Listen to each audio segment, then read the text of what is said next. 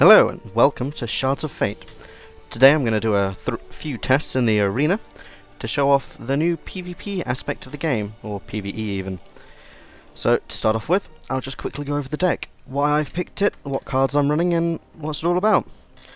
So I'm going to go for a very cheap red deck today for the rubies. This deck has been heavily modified due to the fact that I've been playing within the arena quite a lot now. So as you can see here, I have some PvE cards. The PvE cards are different from the PvP ones in the sense they can only be used within the arena.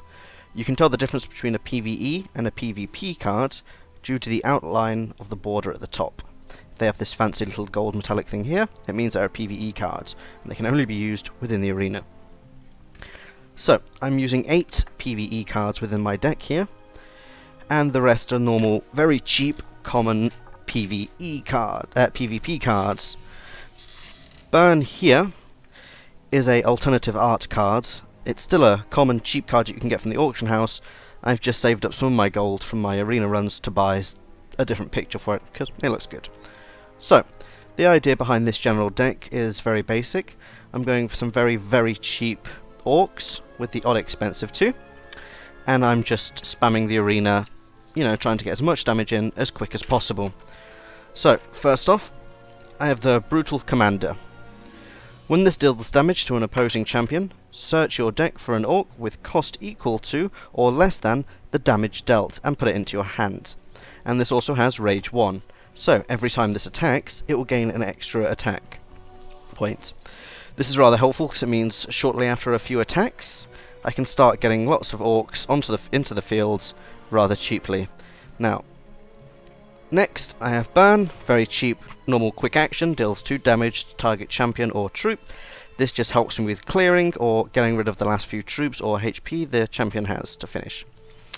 Next, Zolox the High Cleric. Now, this is a very special, unique card. Unique basically means I can only have one on the field at any time. So if I have one in my hand and one on the field, and I play the one from my hand, the one in the field will then get sent to the graveyard, because it is rather powerful. Now, this troop is a legendary troop, and really not that rare from the arena. I managed to get him rather quickly, but that may be due to luck. He also has 2 shard sockets that you can fit in to change his abilities a bit. Let's see what I got put in here. So I've given him a basic speed, and when this enters play, it deals damage equal to its attack to the target opposing champion. Now I've picked this so when I play him, it gets to attack straight away, and the fact is a nice, easy, quick bit of damage here. Now, the special thing with this champion, this card, that I haven't used as much as I should have yet, but it's very helpful to have there just in case, is that if he dealt damage to the opposing champion this turn, you can use a basic one-shot where you get to ready him and another troop you control and go in for another main phase and another combat phase. So this lets you deal that extra bit of damage if required to finish off the fight. So next up, we have our Arena Brawler. This is a nice cheap 2 cost. Nothing special with this card, it's just got some nice damage, but dies rather quickly, but you can flood the battlefield with them quickly. Next one is Crimson Clarity. This gives you a red shard, and you gain 3. Now, it costs 2 to play, so you gain an extra 1, but this card is very helpful in a quick combat, because it means on turn 2, where I can play my second Ruby Shard, if I have this, I can play this as well to get a cost 3, and plop down a Brutal Commander with. So thanks to this, he can attack straight away, and by turn 2 I've already got, lots of troops on the field. I then have Crushing Blow. Target attacking troops get +2/+2 and crush this turn. This is very helpful just to, you know, attack with whatever you want and plop that out there when the AI defends and get rid of some cheap easy cards. The Furious Taskmaster, for this card I'm not too sure yet. I'm thinking about changing him with another orc because I haven't found his speed all that helpful. But in a tricky situation, you can use his speed to get another troop out and do that extra bit of damage quickly. Savage Raider, once again, this is another cheap orc. It must attack each turn, but for a 1 cost, 2/1 attack and defense, it's nice and cheap to get out there and do some damage. Next is the Fierce Warlords. This one's very helpful because it means whenever troops with cost 1, they get an extra +1/+1. So my Savage Raider, Ridge Rider, and all my other 1-cost troops get an extra +1/1 to their cards, do that extra bit of damage. And then finally we have the Ridge Rider that I'm using. And while I'm controlling another troop, this has 1/1.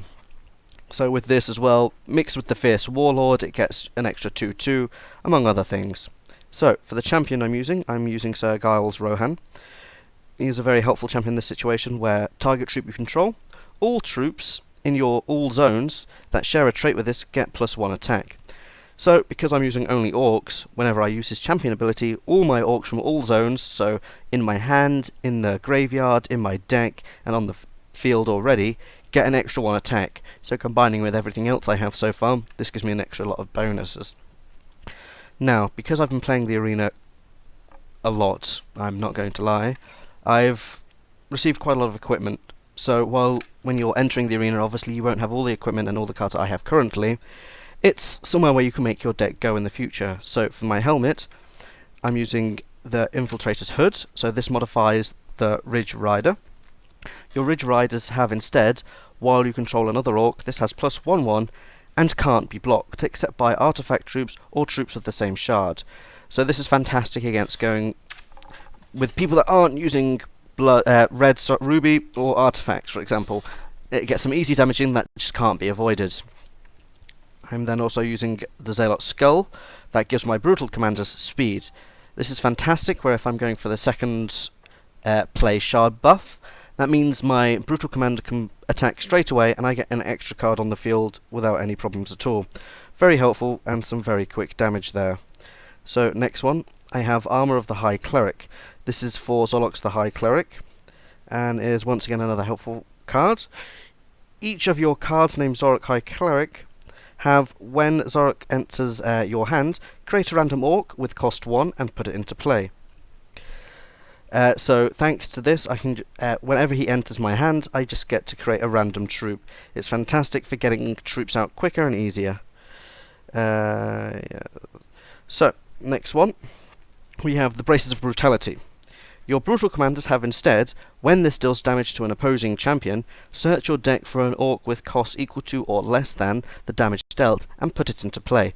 Now this item is key for this deck, because it means on my second attack, when I deal damage, I get another troop straight onto the battlefield. It doesn't go into my hand, it doesn't cost anything, it's fantastic. After you've played a few games of the arena, I would highly recommend going to the auction house and picking this up as quick as you can. It makes the arena a lot easier and you can get troops on a lot quicker. So, for my final item, I'm also using the axe. Each of your cards named the High Cleric have Crush. While this might not mean a lot, it does make his abilities a lot more stronger, because it means if he's blocked, he will still do a little bit of damage to the champion. That means I can still activate his one-shot ability. So, that's the basics of the deck I'm using, and now we'll go test it in the arena.